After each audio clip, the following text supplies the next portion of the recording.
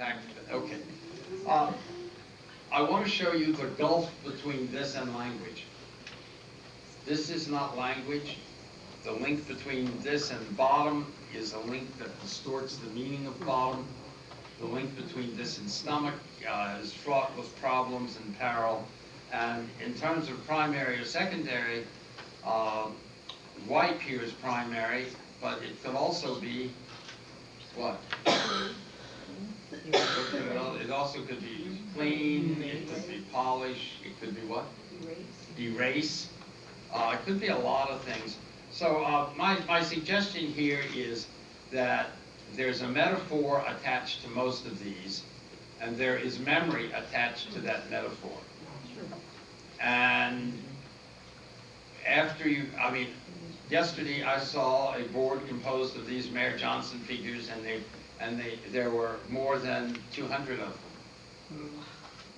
Now you're not going to have trouble with the translucency factor here for these, but how would you do with 200 of these?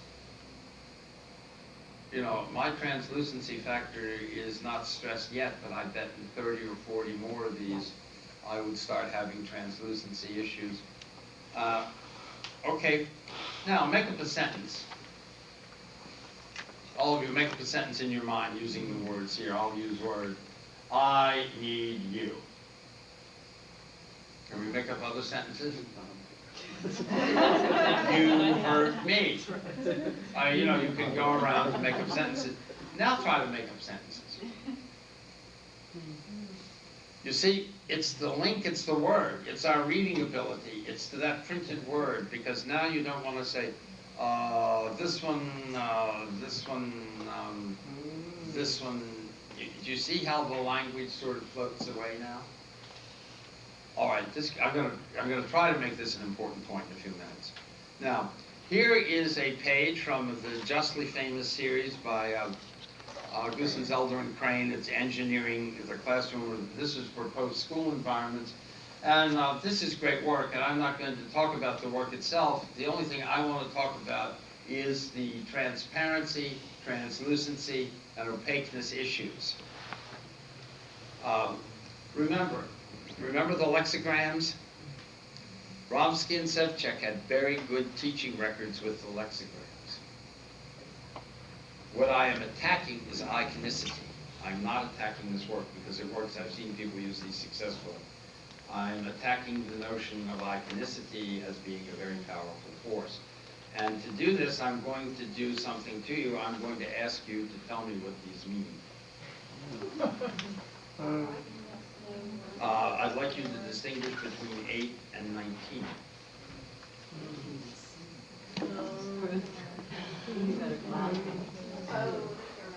Well, here's the comb over again, I thought this kind of happiness as compared to this kind of happiness was sort of like therapy versus drugs. You know, a half dozen Valiums can do this to you, but, 6 weeks with a therapist might do this for you. There is a color coding thing that says the one, that number 8 is a verb and number 19 is an adjective. And that would make it... That might make a As a matter of fact, number 19 is a verb here.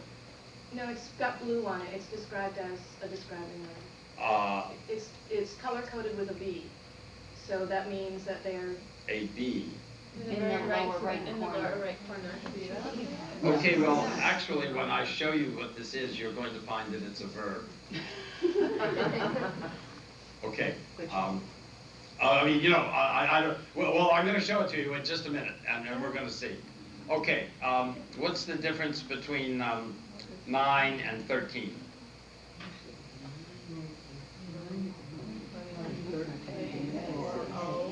Pay. Yeah. Money and pay. Money and pay. We're looking for the deep And then semantic. also, if you had the color coding, we seriously would be doing a lot better, because if 9 is yellow, then that means it's definitely money. It's got to be a noun. And if 13 is, I can't see. Well, I'll tell you. Pay or buy. I'm going to show it to you in a minute, and it's not going to be like that. No. Now, just give me a break here. Okay. Okay. Oh. Give me a break. Okay. What do you think this one means? Which one? Oh, this one. Okay, I'm going to reveal the color coding now for you, except it won't be color coding. I'm going to reveal what these actually are. You see, this is enjoy, and I forgot. Okay. This is enjoy, and this is I'd like that, please. So that was the like, the verb, that's why it's pink, because of the like, okay. The hard part is that we're applying rules that were designed initially for words for the adolescents that are now in phrases. Well, what I would like to say is that pictures are even less iconic and less transparent for phrases than they are for words. Yes. People think that, that these, okay, too expensive and it costs.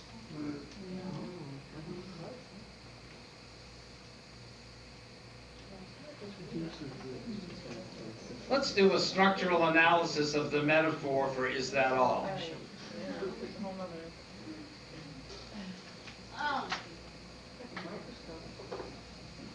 Well, the question that most people think if I use that one and we're back here is they think, do you want a pizza?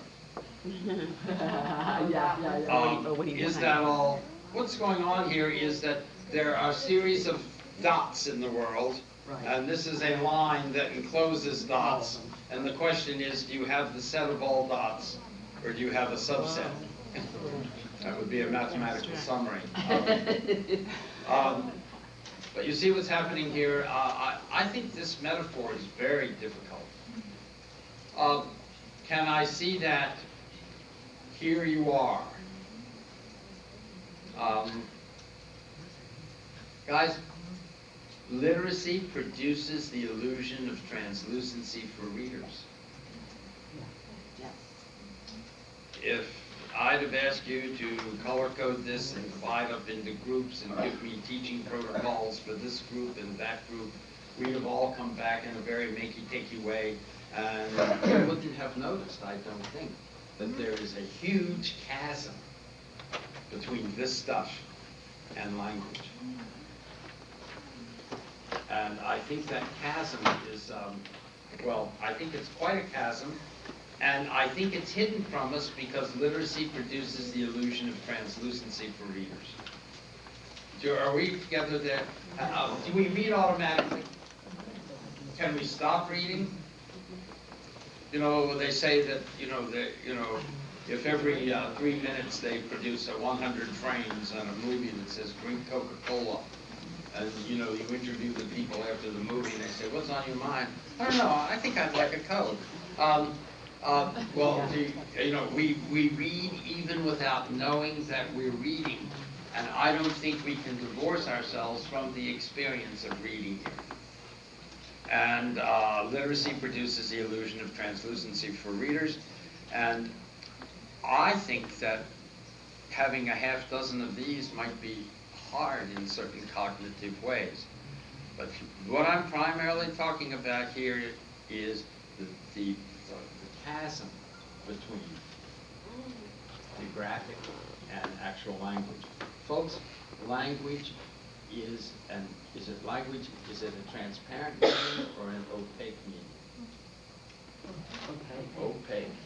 And efforts to make it transparent, make it a transparent medium through are going to have lots of troubles. Okay.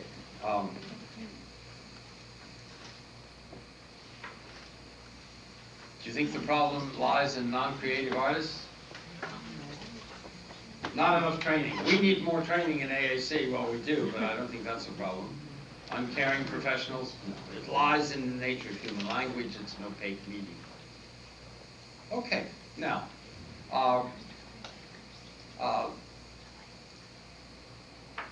this is,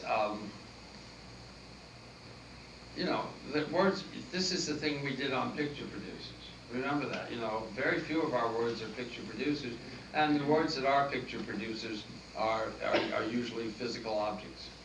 And, okay, this is just a summary from the other three summary from the other slides. Now, I would like to talk about language representation in AAC as a separate kind of topic here.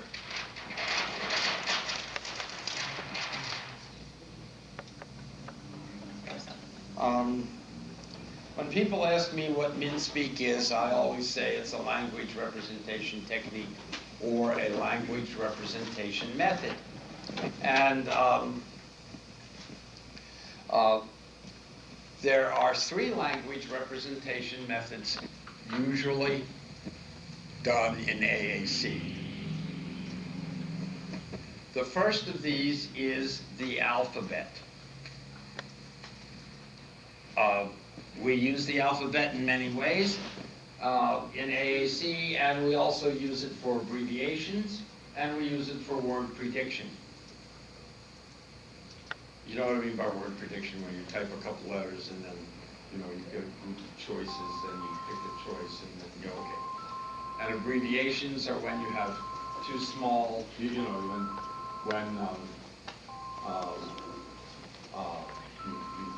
put your address under your initials or something like that. Okay. The next way are single meaning pictures. These are pictures like list symbols, dynasims, PCS or Mayer-Johnson symbols, Right. and these are what are called unifical symbols.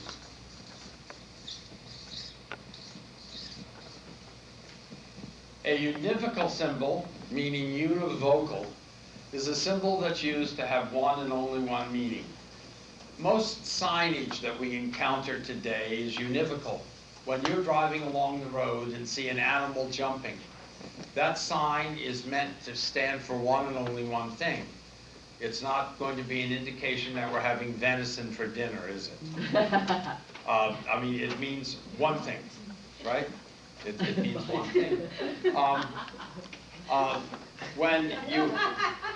When you take a look at the save emblem on Microsoft Word, which shows an old floppy, that means save. It doesn't mean anything else. Well, it's univocal, one meaning. Now, is that the way letters work? Letters are not univocal. Letters are polysemous.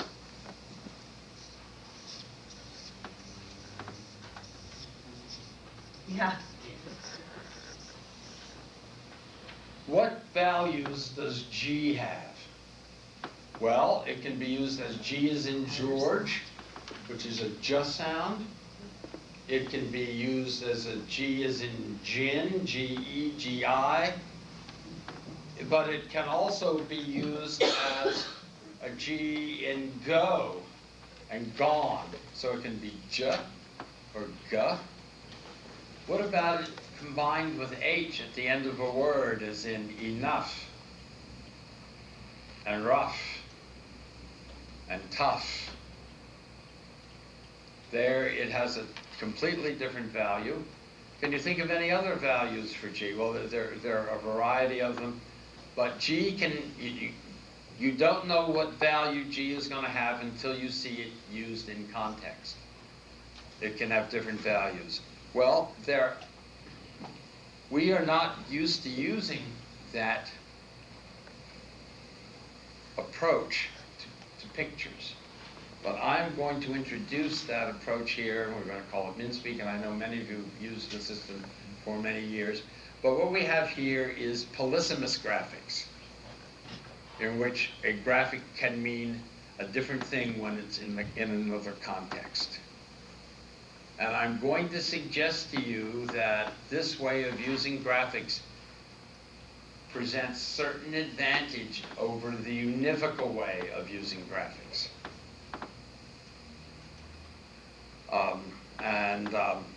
That's what we're going to do next. And to do that, I have, Jane, where is the Pathfinder? I have, let's see, maybe we can do one for Q. Would someone, there you go. We seem to be getting this pretty well.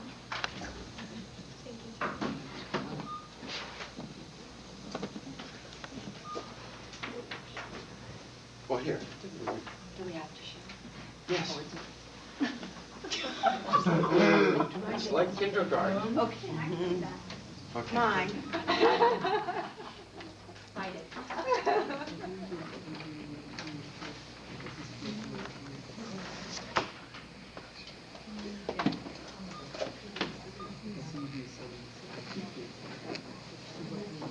As much trouble as I'm going to do this, I'm going to find that we may not need to share.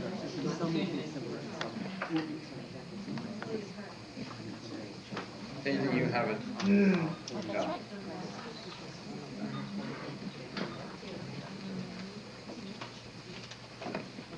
Can we have our own together? Yes.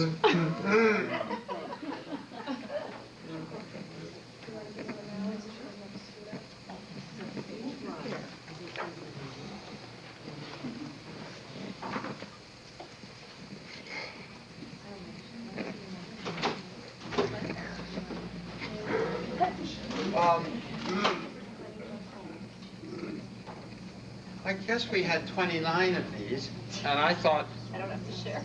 we don't have to share. Someone sitting there? Yes. Oh, okay. All right. Does everyone have one? Okay.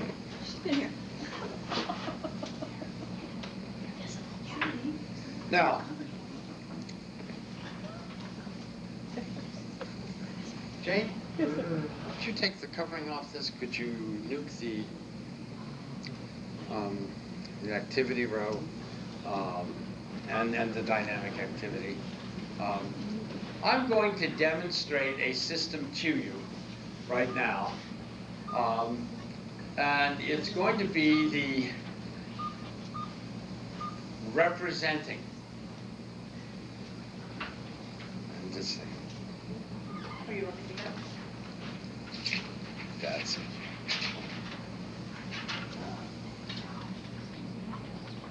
I'm not going to drool too much today.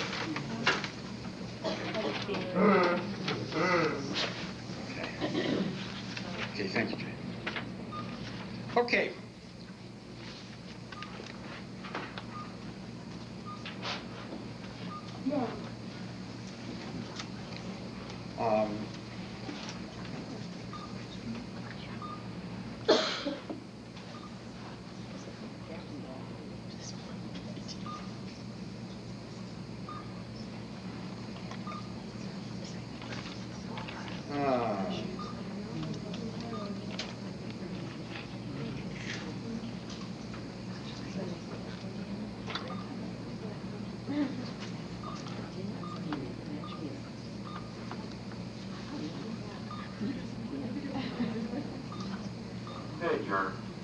Okay, I just wanted to be sure it was loud enough.